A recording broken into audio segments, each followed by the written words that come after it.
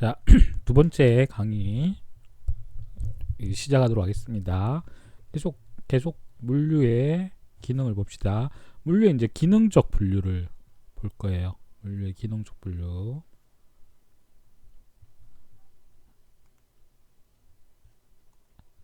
네. 자, 첫 번째로 운송 기능이 있어요. 운송 기능. 이 운송 기능은 물품을 장소적으로 이동시키는 것입니다. 그죠? 그래서 아까도 설명했지만 물건을 생산지에서 소비지로 이동시키는 거죠. 그래서 이 생산지를 산지라고 돼요. 산지. 네. 뭐 예를 들어 볼까요? 이제 물고기 같은 경우 물고기는 보통 이제 해안가에서 나죠. 해안가. 근데 이걸 서울로 이동을 시킵시다. 서울은 바닷가가 아니지. 여기는 이제 바닷가가 아닌데 이렇게 해안가에서 서울로 이동을 하게 되면 상품의 가치가 증가해요. 왜냐면 흔한 상품이 아니지. 흔한 상품이 아니기 때문에 그만큼 상품 가치가 증가가 되는 겁니다. 자, 이것뿐만 아니고 시간적 이동 기능도 수행을 해요. 시간적 이동. 이게 시간적 이동이라는 게 약간 어려운 개념이긴 한데요. 예를 들어 볼까요? 배 같은 경우죠. 배. 과일 이야기하는 거예요. 과일. 이 배는 보통 이제 늦여름에서 이제 초가을에 배가 나요. 예. 근데 보통 이걸 가을까지 혹은 아니 가을 이제 겨울까지도 먹어요. 겨울. 예. 설날에 먹죠. 이거 어떻게 보관하겠어요? 이건 이제 창고에다가 보관하는 거예요. 창고. 냉장 보관하는 거예요. 냉장 보관. 이렇게 돼버리면 이것도 역시 마찬가지 어떻게 상품 가치가 상승이 돼요. 가격이 오른다는 거죠. 가격. 그거를 뭐라고 하냐면 시간적 이동이라고 그래요. 예. 됐죠? 자, 그 다음에 보관 기능도 있어요. 이거 아까 설명한 거랑 비슷한데 물품을 물리적으로 보존한다. 그래서 이거는 이제 창고에 보관하고요. 이 물류에 종사하는 업자들이 가지고 있는 이 창고는 굉장히 최첨단 시설이에요. 예, 그래서 이제 온도 시설도 되어 있고 이제 보안도 잘 되어 있어요. 그래서 이제 관리가 철저하게 되는 거죠. 관리 수준이 상당히 높아요. 예, 됐죠? 그 다음에 하역 기능 있어요. 이거 하역이라는 거는 물건을 차에서 내리는 거. 그래서 이걸 뭐라고 하냐면 하차라고 해요. 하차. 물건을 차에서 내리는 거. 차가 아니고 여기 뭐 선박도 될 수도 있고 그 다음에 비행기도 될 수 있어요. 심지어는 뭐 기차도 될 수 있죠. 네. 그 다음에 포장 기능. 물품을 수송하거나 보관하는데 가치 및 상태를 보호하기 위해서 적절하게 물품에 가하는 기술 상태. 말 그대로 이거는 뭐 포장재를 쓸 수도 있어요. 이 포장재라는 게 이제 종이로 단순히 포장하는 게 아니고 물건이 이 손상이 가지 않도록 뭐 스티로폼이라든지 혹은 충전재 같은 걸로 안전하게 보관을 하는 거죠. 심지어는 컨테이너 있죠. 이것 자체로도 보관이 가능해요.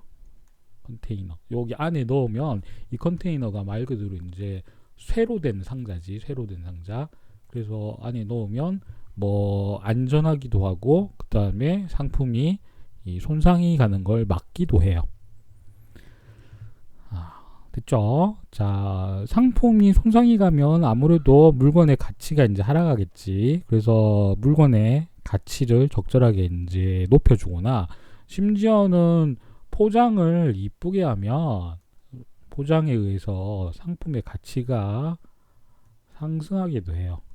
포장 상태가 좋고 포장을 고급스럽게 하면 실제로 포장을 하지 않고 파는 것보다 상품 가치가 더 오르는 경우도 많아요. 농수산물 같은 경우가 그렇죠. 그 다음에 가공 기능.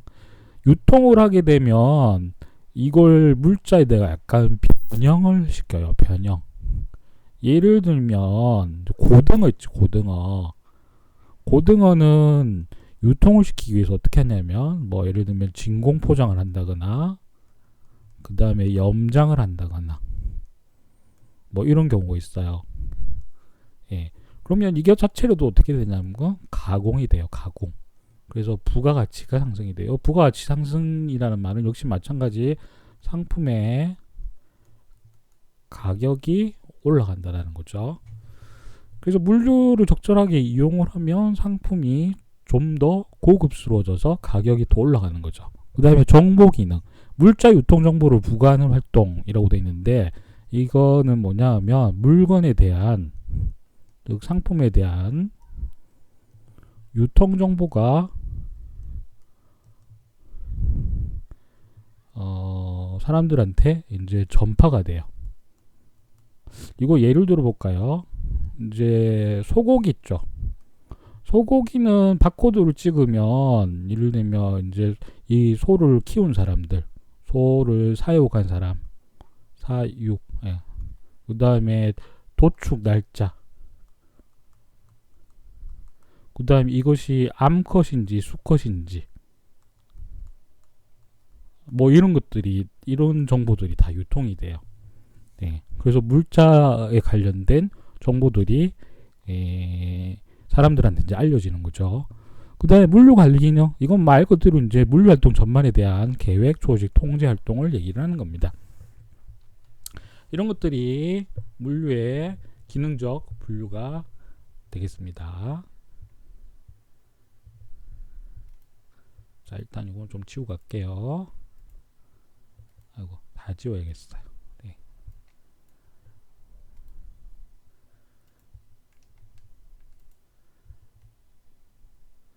자, 그 다음 이제 제3자 물류라는 게 있어요. 제3자 물류.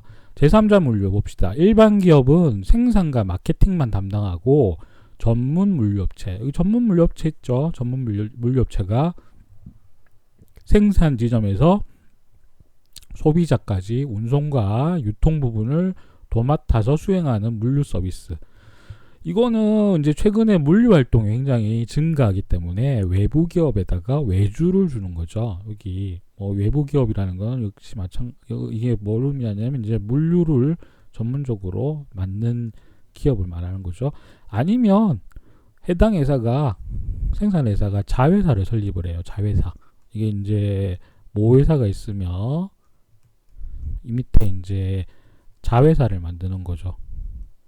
이 자회사는 물류 업무만 담당해요. 생산은 하지 않아요.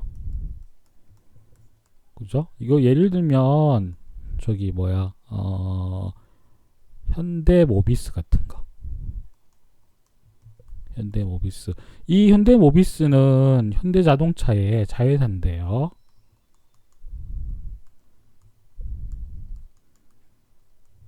이 회사의 대표적인 업무가 뭐냐 하면 자동차를 선박으로 해외 이제 배송을 하는 거예요. 해외 수송을 하는 업무를 주로 담당을 해요. 예. 이 같은 경우가 제3자 물류라고 보시면 되겠습니다. 이런 회사들이 많아요. 물류만 생산을 하지는 않고 물류만 담당해서 수행을 하는 겁니다.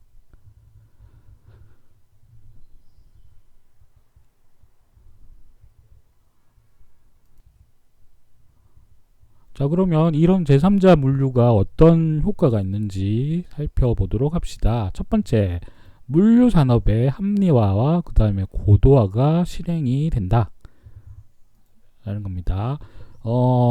생산하는 사람들이 물류까지 같이 담당을 하게 된다면 생산의 효율성이 떨어지죠. 반면에 수배송을 전문으로 하는 회사가 나타나게 된다면 역시 마찬가지 물류 산업 자체가 굉장히 효율성이 높아지겠죠.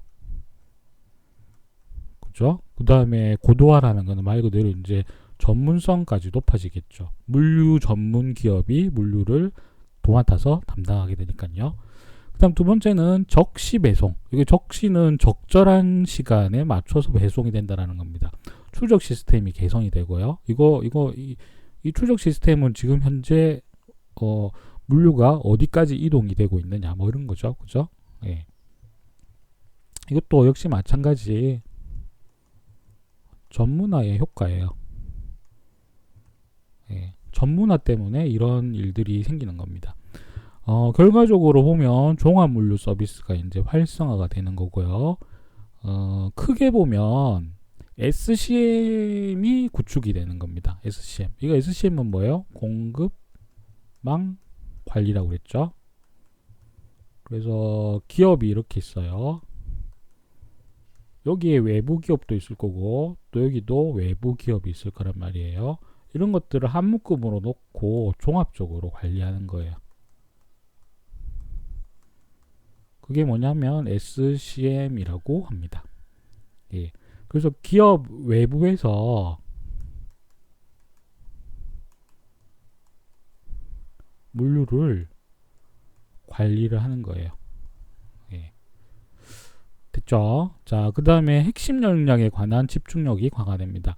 이게 무슨 말이냐면, 자, 생산은 생산만 하고, 생산기업, 그 다음에 물류 배송을 하는 기업은 물류 배송을 해요. 이게 역할이 분명해져요. 그래서 생산하는 기업은 생산만, 배송하는 기업은 배송만 해요. 네. 그래서 집중력이 생기는 거죠. 집중력. 그 다음에 유연성이 향상이 돼요. 이 유연성이라는 거는 예상하지 못했던 상황에 이제 대처가 가능하다라는 거고요. 요거 잠깐 지우고 가겠습니다.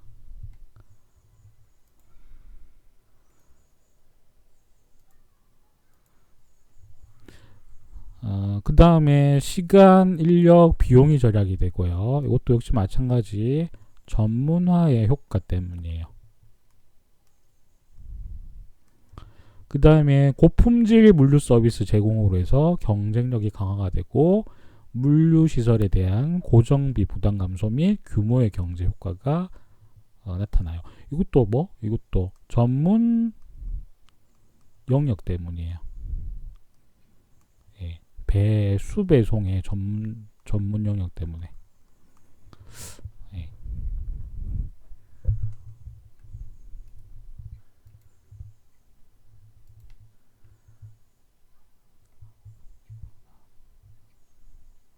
자, 그 다음에 물류 전략의 궁극적 목적 이거 봅시다. 자, 첫 번째, 고객이 요구하는 서비스를 제공한다. 그렇죠. 고객이 요구하는 서비스를 제공한다. 두 번째는 고객이 요구하는 서비스 수준을 유지하면서 시스템의 비용을 최소화한다. 예, 서비스 수준을 유지하면서 시스템의 비용을 최소화한다. 이건 비용 최소화예요. 비용 최소화. 비용을 최소화하는 거고, 이거는 고객의 만족을 최대화하는 겁니다. 회사의 전체적 방침에 따르는 것이 물류 전략의 목적이고요. 그 다음에 자원을 효과적이고 효율적으로 배치하는 것. 이거는 앞서도 얘기했지만 수배송만 전문적으로 수행한다는 겁니다.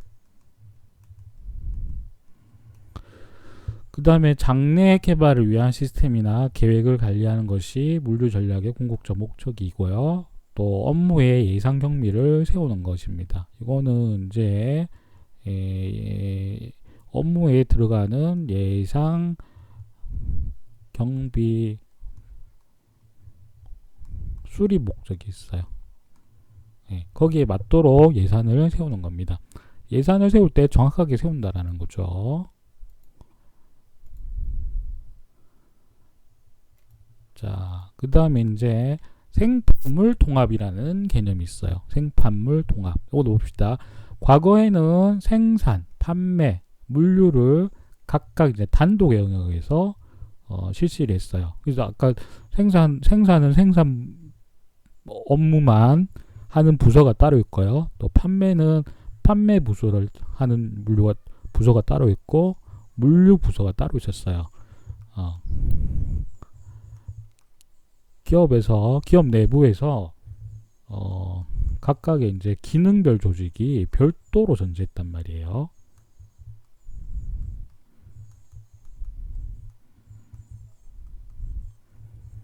이거는 이제 생산부, 여기는 판매부, 혹은 영업부라고 했지. 여기는 이제 배송부. 이런 식으로 이제 각각 기능별 조직이 별도로 존재를 했는데, 최근에는 이렇게 하지 않고 이걸 전부 다 어떻게 기계화나 혹은 자동화를 시켜요. 이게 왜 그러냐면 이제 컴퓨터 때문이죠. 컴퓨터나 아니면 인터넷 때문에. 그죠?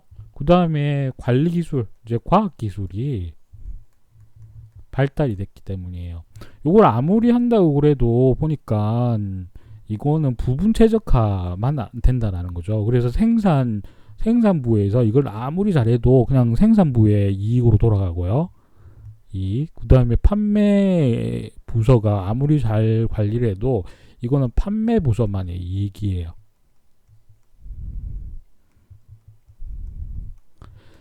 여기 이제 부분 최적화라는 말은 뭐냐면, 부분 최적화, 특정한 부분만 이익을 보는 거예요. 다른 사람은 손해를 봐. 예를 들면 생산부서에서는 이게 이익을 봐도 판매부서는 손해를 보거나, 혹은 물류부서에서도 이걸 손해를 보는 거예요.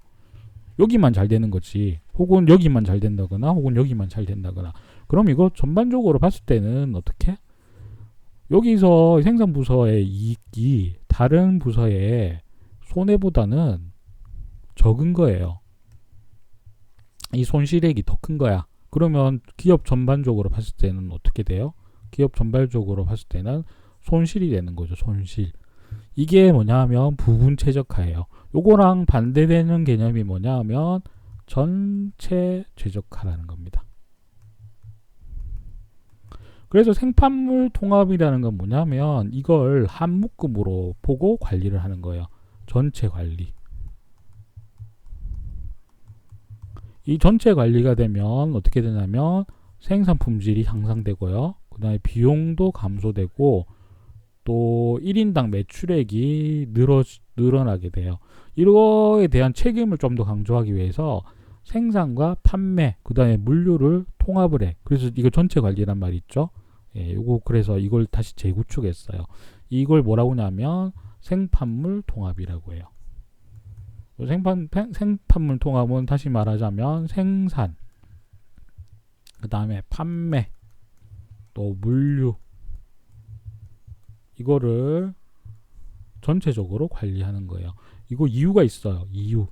왜 이렇게 하느냐? 왜? Why? 첫 번째 뭐? 잠깐 지우고 합시다. 지우개. 지저분하니까. 싹 지워. 멋지지? 네. 이런 거 처음 보죠? 다시 펜으로 바꿔. 자, 첫 번째 이유. 요거 왜 이렇게 전체적으로 관리하느냐? 자, 첫 번째 생산 품질이 향상돼요.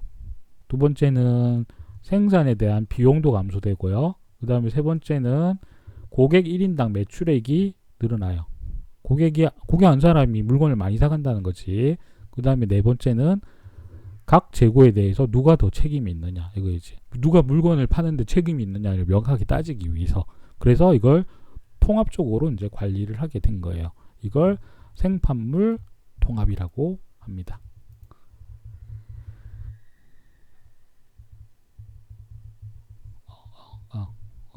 지나갔어. 잠깐만.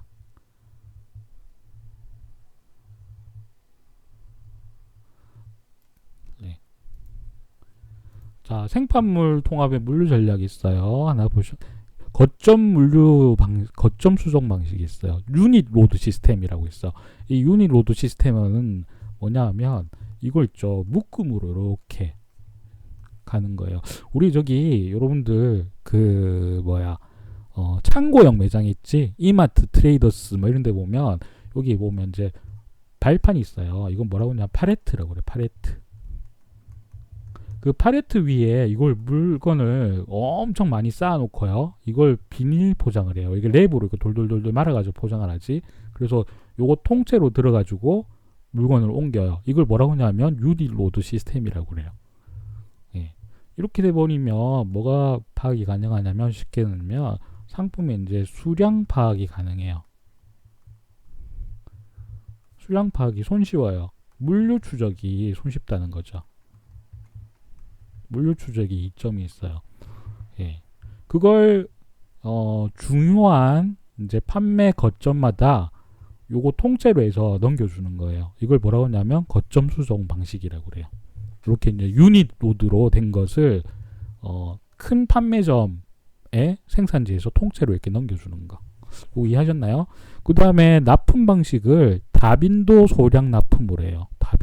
다빈도라는 말은 이건 무슨 뜻이에요? 자주. 소량은 작게. 예. 이걸 대량으로 이렇게 포장된 제품을 대량으로 납품하는 게 아니고 자주 작게 납품하는 거죠. 이거 자주 적게 납품하면 어떤 장점이 있어요? 재고가 줄어든단 말이에요. 재고. 대신에 이걸 막 자주 물건을 납품하게 되면 이걸 검사를 해야 돼요. 검사하게 되면 귀찮죠. 그래서 아예 이제 검사를 안 해요. 포장할 때 이렇게 포장할 때부터 물건이 이상이 있는지를 검사를 한다라는 거죠. 예. 귀찮으니까. 그리고 시간이 너무 많이 걸리니까. 되죠? 그 다음에 거점 구조 리스트럭처링이라고. 이거 약간 좀 어려운 건데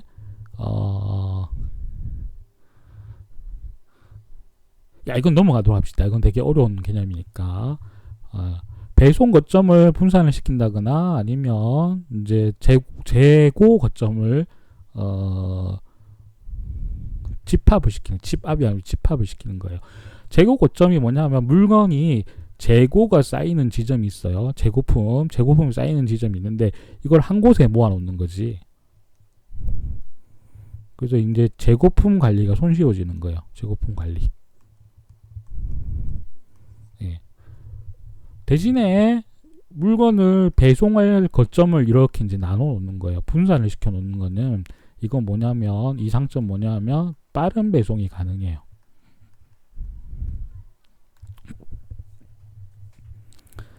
됐나요? 그 다음에 물류 방식 생판물 링크에이지 시스템을 구축을 한다. 이거는 뭐냐면 아까 그냥 시스템을 통합을 시키는 거야. 뭐 아까 이제 생산, 그 다음에 판매, 또 배송 이걸 아까 한꺼번에 묶어버린다고 했지. 이걸 이제 연계를 시키는 거예요. 연계. 예, 됐죠? 그다음 물류 효율화, 배송 효율, 하역 효율, 보관 효율을 높인다 라는 겁니다. 이건 뭐 따로 설명을 안 드려도 여러분들이 이해를 하실 수 있을 거예요.